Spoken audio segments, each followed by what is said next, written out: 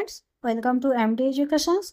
आज ए वीडियो आम नवम श्रेणी माध्यमिक व्याकरण बहिर चतुर्थ अध्याय उपसर्ग पाठटी प्रश्न उत्तर आलोचना करिबा।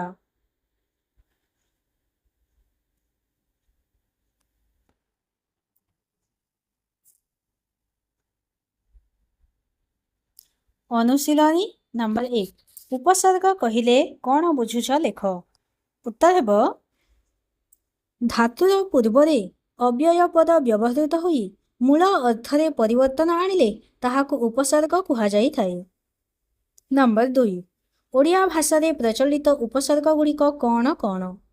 उत्तर ओडिया भाषारे 20टी उपसर्ग प्रचलित, सेगुड़िक हेउछि प्र, परा, अप, सम, नि, अधि, सु, निर, उत, परि, प्रति, अब, अनु, दूर, बि, अभि, अति, अपि, उप, आ प्रभृति 20टी उपसर्ग।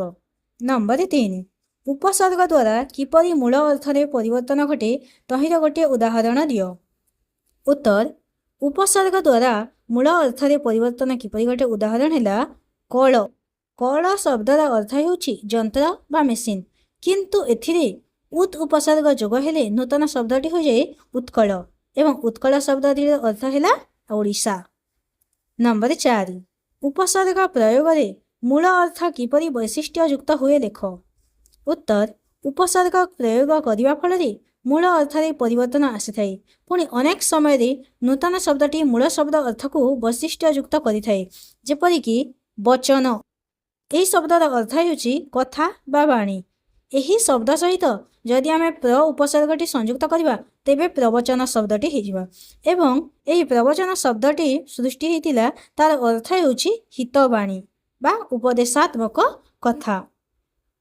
नंबर 5, उपसर्ग द्वारा सृष्ट नूतन शब्द किपरि मूल अर्थ को अनुकरण करे लेख।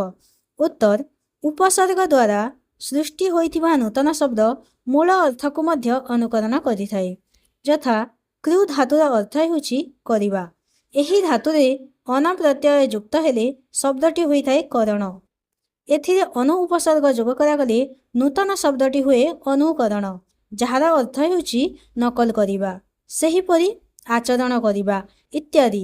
एथिरे बुझा पड़िला जे उपसर्ग संयोगरे गठित होइथिबा नूतन शब्द मूल अर्थ को अनुकरण करिथाए। नंबर 6, निम्नलिखित शब्द गुड़िकर गठन रीति दर्शाओ। प्रदान, प्रदान हेब प्र जोग दा जोग अन।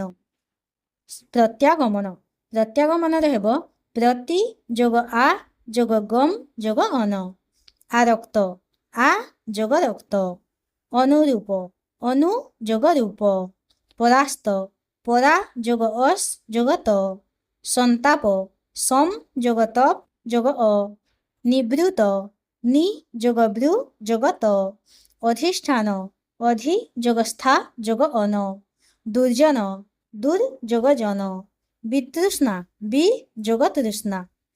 नंबर 7, निम्नलिखित प्रकृति प्रत्ययरो सृष्ट शब्द गुड़िक लेख।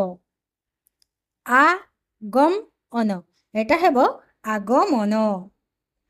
प्रतिरूप, एटा हेब प्रतिरूप। अपकृष अ, एटा हेब अपकृष्ट। सम श्रु अ, एथिरे सृष्टि शब्दटी हेला संसार। नि जोग कृष जोग त, एही प्रत्यय सृष्ट शब्दटी हेला निकृष्ट। अधि जोग कृ जोग अ, एही प्रत्यय सृष्ट शब्दटी हेला अधिकृष्ट सॉरी अधिकार। निर्जल अ, एथिरे सृष्ट शब्दटी हेला निर्जल। दूर जोग गंध, एथिरे सृष्ट शब्दटी हेला दुर्गंध। उत जोग क्षिप जोग त, एथिरे सृष्ट शब्दटी हेला उत्क्षिप्त। अति जोग अल्प, एथिरे सृष्ट शब्दटी हेला अत्यल्प। नंबर 8, निम्नलिखित उपसर्ग जोग करी 3टी लेखाएं शब्द गठन कर। तले केतोटी उपसर्ग देछि ताहाकु आमे जोग करी केतोटी 3टी शब्द गठन करिबा। परा, परार हेब परास्त ପରାଜୟ ପରାକ୍ରମ। ନିର ହେବ ନିଯୁକ୍ତ ନିପୁଣ ନିକ୍ଷେପ। ନିର ହେବ ନିର୍ଜଳ ନିର୍ମୂଳ ନିର୍ଗତ। ଉତ୍ତର ହେବ ଉତ୍ପାତ ଉତ୍କଳ ଉତ୍କ୍ଷିପ୍ତ। ପ୍ରତିର ପ୍ରତିରୂପ ପ୍ରତିକୂଳ ପ୍ରତିକ୍ରିୟା। ବିଜ୍ଞାନ ବିପଦ ବିଶୁଦ୍ଧ। ଉପକୂଳ ଉପଗ୍ରହ ଉପକଣ୍ଠ। ଅନୁକରଣ ଅନୁତାପ ଅନୁଚିନ୍ତା। ନମ୍ବର 9 ବନ୍ଧନୀ ମଧ୍ୟରୁ ଠିକ୍ ଉତ୍ତରଟି ବାଛି ଲେଖ। ଡ୍ୟାସ୍ ଉପସର୍ଗଟି ସାଧାରଣତଃ ଭୂଷଣ ଅର୍ଥରେ ବ୍ୟବହୃତ ହୋଇଥାଏ। ଅତି ଅପି ଅଧି ଅଭି। ଏଟା ଠିକ୍ ଉତ୍ତରଟି ହେଉଛି ଅପି ଉପସର୍ଗଟି ସାଧାରଣତଃ ଭୂଷଣ ଅର୍ଥରେ ବ୍ୟବହୃତ ହୋଇଥାଏ। ନମ୍ବର 10 ତଳେ ଦିଆଯାଇଥିବା ଉପସର୍ଗ ମଧ୍ୟରୁ ଯେଉଁଟି ସମପର୍ଯ୍ୟାୟର ନୁହେଁ ତାହା ଅଲଗା କରି ଲେଖ। ଦେଖ ତଳେ କେତୋଟି ଉପସର୍ଗ ଦିଆଯାଇଛି, ସେହି ଉପସର୍ଗରୁ କେଉଁଟି ସମପର୍ଯ୍ୟାୟ ନୁହେଁ ତାହାକୁ ଆମେ ଅଲଗା କରିବା। ଦେଖ ଏଠାରେ ଦେଇଛି ଉତ୍ ଦୂର ସମ୍ ସତ୍ ଅପ୍। ଏହି 5ଟି ଉପସର୍ଗ ମଧ୍ୟରୁ ଆମର ଓଡ଼ିଆ ଭାଷାରେ ପ୍ରଚଳିତ ଉପସର୍ଗ ହେଉଛି ଉତ୍ ଦୂର ସମ୍ ଏବଂ ଅପ୍। ତ ସତ୍ ଆମର ସତ୍ ଉପସର୍ଗଟି ହେଉଛି ଏଇଟା ଅଲଗା ଉପସର୍ଗ। ତ ଆମେ ଦେଖିବା ସତ୍ ଉପସର୍ଗଟି ସମପର୍ଯ୍ୟାୟ ଉପସର୍ଗ ନୁହେଁ। ଧନ୍ୟବାଦ।